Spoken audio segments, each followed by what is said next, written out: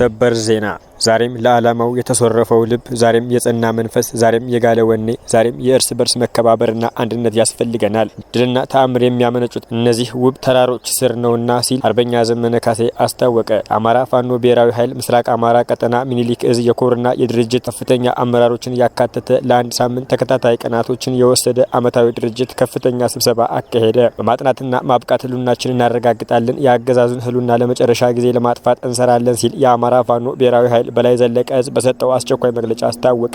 አርበኛ አስረስ ማረ ዳምጤ ዘጋርዲያን ዓለም አቀፍ ሚዲያዎች ስላወጡት የፋኖ ተጋድሎና በአማራ ህዝብ ላይ ስለሚደረገው የዘር ማጥፋት ዘገባ ማብራሪያ ሰጠ። ዛሬም ለዓላማው የተሰረፈው ልብ ዛሬም የጸና መንፈስ ዛሬም የጋለ ወኔ ዛሬም የእርስ በርስ መከባበርና አንድነት ያስፈልገናል። ድልና ተአምር የሚመነጩት እነዚህ ውብ ተራሮች ስር ነውና ሲል አርበኛ ዘመነ ካሴ አስታወቀ። ተወረናል። የዘር ፍጅት እየተፈጸመብን ነው። ነገር ግን መንፈሳችንና ልባችን አሁንም በእጃችን ነው። መንፈሳችንና ልባችን በእጃችን እስካለ ድረስ በአብይ አረመኔ የጉብል ሰራዊት የተወረረው መሬታችንና ህዝባችንን ነጻ ወጥቶ ህልውናው ይረጋገጣል። ህዝብ ይህን በመሆኑ በጦር ሜዳ በፖለቲካውና በዲፕሎማሲው ግንባር በየቀኑ ጠላታችንን እያሸነፍን ነው። ልቡና መንፈሱን ራሱ ጋር አቅፎ የያዘ ህዝብ የጊዜ ጉዳይ እንጂ ድሉ ከታዛው ነው። የሚፈለገው ነገር ሁሉ በአጠገቡ ነው። ከራያችን የሚቀዳው ለሰው ልጆች ሁሉ የሚበጀው በጎ ምኞታችን በጥረታችን ይሳካል። በጎ ድንበሮች ዳር ይደርሱ ዘንድ የሚንከባከብ አንዳች አይነት የራሳቸው እግዜር አላቸው።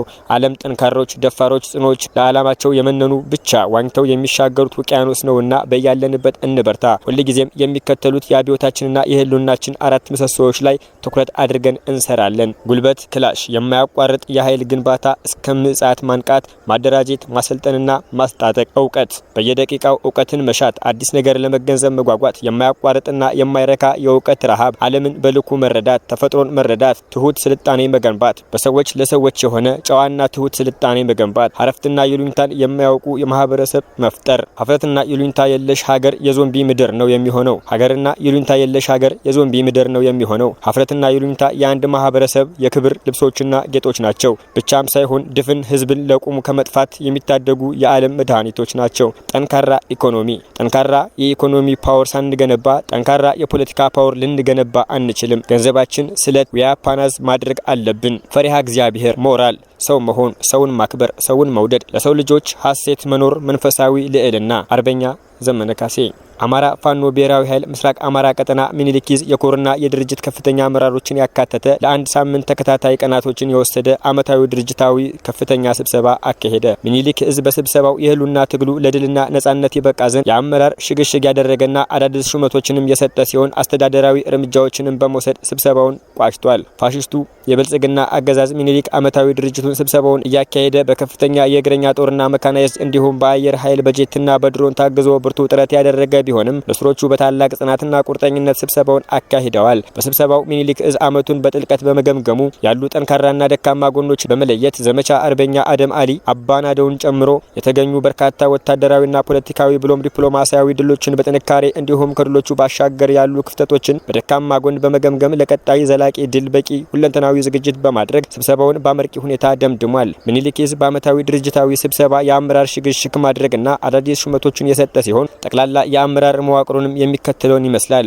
ኦዲትና ቁጥጥር ኮሚሽን ጸጋዬ ብርሃኑ 5 አባላት፣ ወታደራዊ ፍርድ ቤት አርበኛ ተመስገን አማረ 3 አባላት፣ የህግና ስነ ስርዓት ጉባኤ 3 አባላት፣ ወታደራዊ አማካሪ ሰብሳቢ ዋርካው ምሬ ወዳጆ፣ ወታደራዊ አማካሪ ኮሎኔል ሞገስ፣ አርበኛ አለሙ ገላው ምክትል ወታደራዊ አማካሪ፣ ወታደራዊ መዋቅር ምክትል ሰብሳቢና ወታደራዊ አዛዥ አርበኛ ድርሳነ ብርሃኔ፣ ጸሐፊና ወታደራዊ ቃል አቀባይ አርበኛ ትዝታ በዛብህ፣ ምክትል ወታደራዊ አዛዥ አርበኛው ወንድሙ ማሩ፣ ወታደራዊ እቅድና ስትራቴጂ ኮሎኔል አባይ ባየው፣ ዘመቻ አርበኛ በለጠ ሸጋው፣ ምክትል ዘመቻ ኃላፊ ወይም ዘመቻ ስምሪት ኮሎኔል ፈንታውን መኩዬ፣ መረጃ ካርታና ምህንድስና ወታደራዊ አስተዳደር ሻለቃ ያረጋል አሰፋ፣ ምክትል ወታደራዊ አስተዳደር 10 አለቃ ሙላቱ ሰጠ፣ ምክትል የሰው ሀብት አስተዳደር 50 አለቃ ሲሳይ ገላው፣ ምክትል የሰው ሀብት አስተዳደር ምክትል ለጤና ጉዳይ ዶክተር አቡበክር ሰይድ፣ ሎጂስቲክ መምሪያ ሻለቃ ኢሳያስ መለሰ ውክልና፣ ምክትል ለስንቅና ትጥቅ ስርጭት ሞላ ሰማው፣ ምክትል ምክትል ለኦርዲናንስ ክፍል ሻለቃ ኢሳያስ መለሰ፣ ምክትል ለትራንስፖርት ስምሪት ወታደራዊ ስልጠና መምሪያ መቶ አለቃ ዮሴፍ አስማረ፣ ምክትል የስልጠና መምሪያ አርበኛ ጌታቸው ሲሳይ፣ የስልጠና ማዕከላት ኃላፊ ወታደራዊ መረጃና መገናኛ መምሪያ አርበኛ ሙሉጌታ ስንዴው፣ ምክትል ወታደራዊ መረጃ መምሪያ መቶ አለቃ ፈለቀ፣ ምክትል ወታደራዊ መገናኛ መምሪያ ወታደራዊ ኢንዶክትሬሽን ስርጸት መምሪያ ሻለቃ ደምሌ ጣፋጭ፣ ምክትል ኢንዶክትሬሽን ሻለቃ ወንድሙ፣ የኪነትና መዝናኛ ክፍል መቶ አለቃ በሪሁን ደምሌ፣ ምክትል ኪነትና መዝናኛ ክፍል አርቲስት ፋኖ ኪሮስ ደርቤ፣ ልዩ ዘመቻ መምሪያ አርበኛ ተሾመ ፈንታ፣ የልዩ ዘመቻ ወታደራዊ አዛዥ አርበኛ ሀብታሙ ደምሴ፣ የልዩ ዘመቻ የፖለቲካ መምሪያ አርበኛ አባተ ካሳ ነው። ፖለቲካዊ መዋቅር ምክትል ሰብሳቢና የፖለቲካ ጉዳዮች ጽህፈት ቤት ኃላፊ አርበኛ ሄኖክ አዲሴ፣ የፖለቲካ ጉዳዮች ጽህፈት ቤት ምክትል ኃላፊ አርበኛ ሞገስ አብራራው፣ የጥናትና ስትራቴጂክ ጉዳዮች መምሪያ አርበኛ አራጋው ያለው፣ ምክትል የስትራቴጂክ ጉዳዮች መምሪያ አርበኛ ገብረ መስቀል፣ የውጭ ጉዳይ መምሪያ አርበኛ አብዮት ይመር፣ ምክትል የውጭ ጉዳይ መምሪያ አርበኛ አብደላ አያሌው፣ የአደረጃጀት መምሪያ አርበኛ አበበ ቀየ፣ ምክትል የአደረጃጀት መምሪያ አርበኛ አሰፋ መሰለ፣ የህዝብ ግንኙነት መምሪያ አርበኛ አበበ ፈንታው፣ ምክትል የህዝብ ግንኙነት መምሪያ አርበኛ ኑረዲን አበበ፣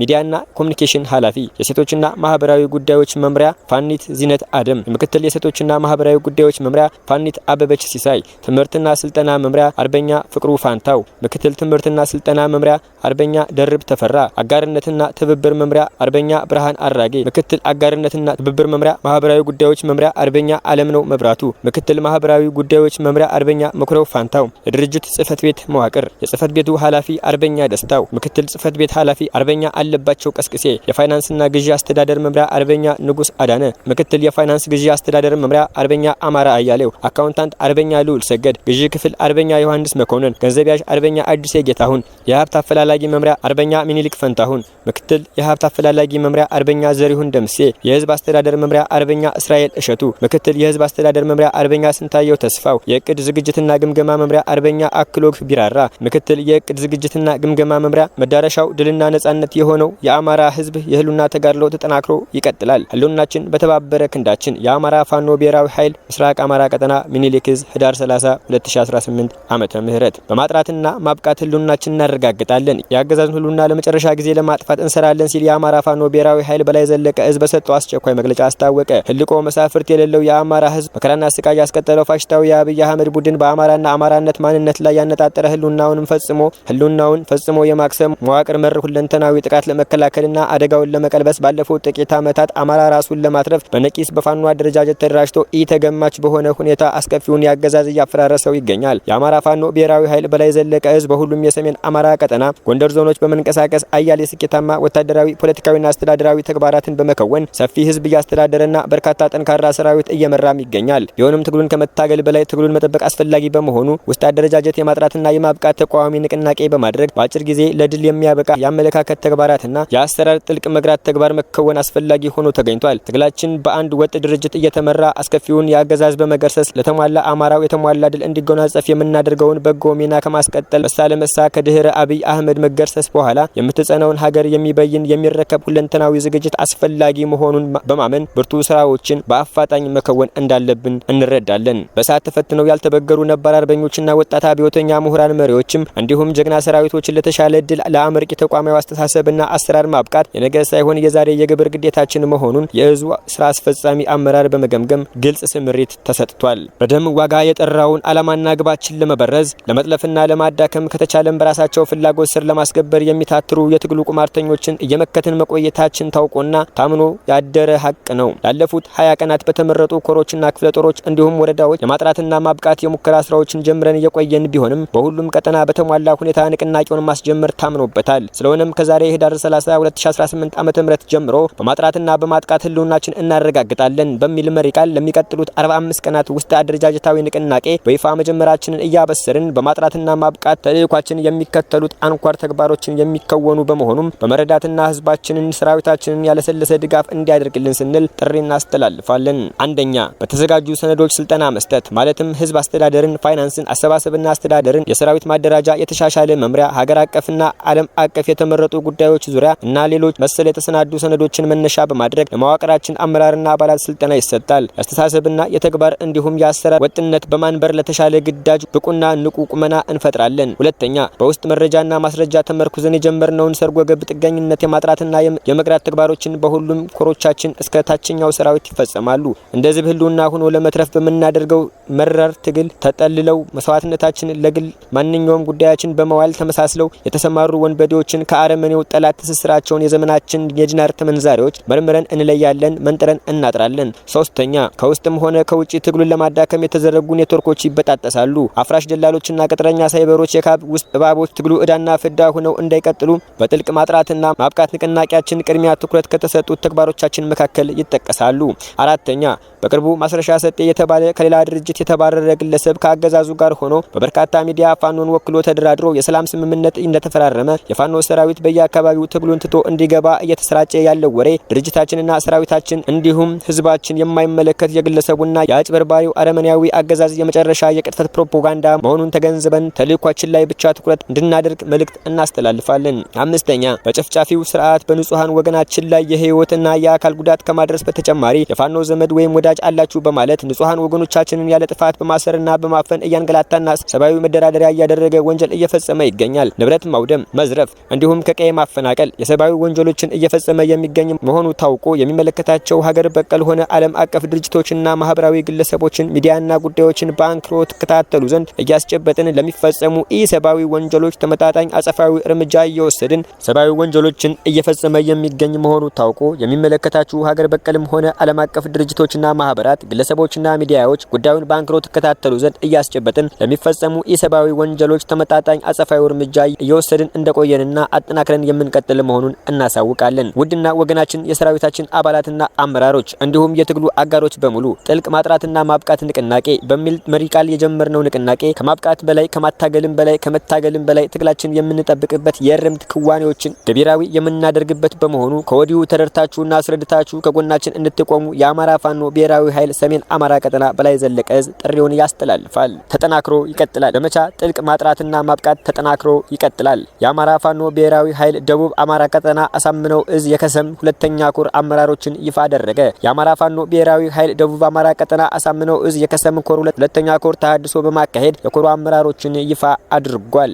የከሰም ሁለተኛ ኮር ከተመሰረተ በኋላ ለመጀመሪያ ጊዜ ተሃድሶ ያካሄደው ይህ ኮር የኮር አመራሮችን የአማራ ፋኖ ብሔራዊ ኃይል ሴንትራል ኮማንድ አባል ረዳትና የአማራ ፋኖ ብሔራዊ ኃይል ደቡብ አማራ ቀጠና አሳምነው ዕዝ የአስተዳደር ጉዳዮች ኃላፊ ረዳት ፕሮፌሰር ማርኮ መንግስቴ በተገኙበት ይፋ አድርጓል። በዚሁ መሰረት የከሰም ሁለተኛ ኮር አመራሮች አርበኛ መቶ አለቃ የላቅ ብርሃኔ ዋና መሪ፣ አርበኛ ደጉ ተስፋዬ ድርጅት ጉዳዮች ኃላፊ፣ አርበኛ እንዳልካቸው ግርማ የአስተዳደር ጉዳዮች ኃላፊ፣ አርበኛ 50 አለቃ ጎሽመው ኃይሌ ወታደራዊ አዛዥ፣ አርበኛ እሸቱ ተክለ ሚካኤል ምክትል አዛዥ ለኦፕሬሽናል፣ አርበኛ ገረመው ታደሰ ምክትል አዛዥ ለአስተዳደር፣ አርበኛ ፍቃደ ወርቁ ምክትል አዛዥ ለሎጂስቲክ፣ አርበኛ ወርቁ ደርቤ ፖለቲካ ዘርፍ ኃላፊ፣ አርበኛ ምክሩ ብዙነህ የፋይናንስ ኃላፊ፣ አርበኛ 10 አለቃ ሙሉጌታ ፍቅሬ ዘመቻ መምሪያ፣ አርበኛ ወርቁ ሽመልስ ምክትል ዘመቻ መምሪያ፣ አርበኛ ይታገስ ጌታሁን ህዝብ ግንኙነት ኃላፊ፣ ትምህርትና ስልጠና ኃላፊ፣ አርበኛ ሳሙኤል ጸጋዬ አደረጃጀት ዘርፍ ኃላፊ፣ አርበኛ ኃይሌ መሳፍንት ኦዲትና ቁጥጥር ኃላፊ፣ አርበኛ ይታገስ ተሾመ ህግ ክፍል፣ አርበኛ ኮማንደር ነጋሽ አሰፋ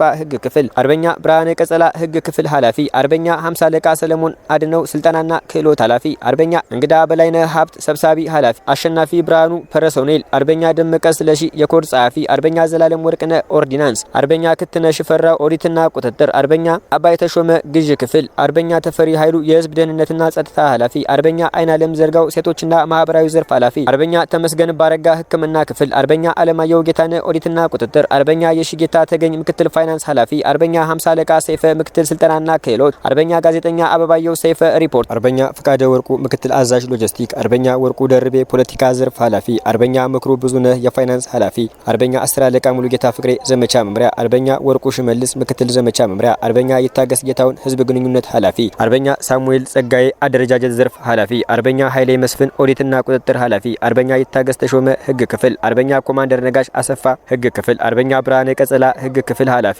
አርበኛ 50 አለቃ ሰለሞን አድነው ስልጠናና ክህሎት ኃላፊ፣ አርበኛ እንግዳው በላይ ሀብትና ሀብት አሰባሳቢ ኃላፊ፣ አርበኛ አሸናፊ ብርሃኑ ፐርሶኔል፣ አርበኛ ደመቀ ስለሺ የኮር ጸሐፊ፣ አርበኛ ዘላለም ወርቅነ ኦርዲናንስ፣ አርበኛ ክትነ ሽፈራ ኦዲትና ቁጥጥር፣ አርበኛ አባይ ተሾመ ግዥ ክፍል፣ አርበኛ ተፈሪ ኃይሉ የህዝብ ደህንነት ጸጥታ ኃላፊ፣ አርበኛ አይናለም ዘርጋው ሴቶችና ማህበራዊ ዘርፍ ኃላፊ፣ አርበኛ ተመስገን ባረጋ ህክምና ክፍል፣ አርበኛ አለማየሁ ጌታነህ ኦዲትና ቁጥጥር፣ አርበኛ የሽጌታ ተገኝም ምክትል ፋይናንስ ኃላፊ፣ አርበኛ 50 አለቃ ሰይፈ ምክትል ስልጠናና ክህሎት፣ አርበኛ ጋዜጠኛ አበባየው ሰይፈ ሪፖርተር፣ አርበኛ ሰለሞን ገብሩ ባዶ 5 መሆናቸው ይፋ ተደርጓል። እነዚህ አመራሮች የተሰጣቸውን ኃላፊነት ተቀብለው ወደ ስራ የገቡ መሆናቸውንም የአማራ ብሔራዊ ኃይል ደቡብ አማራ ቀጠና ሁለተኛ ከሰም ኮር ህዝብ ግንኙነት ክፍል መረጃውን አድርሰውናል። ህልውናችን በተባበረ ክንዳችን። አማራ ፋኖ ብሔራዊ ኃይል ደቡብ አማራ ቀጠና አሳምነው እዝ የህዝብ ግንኙነት ዜና ክፍል።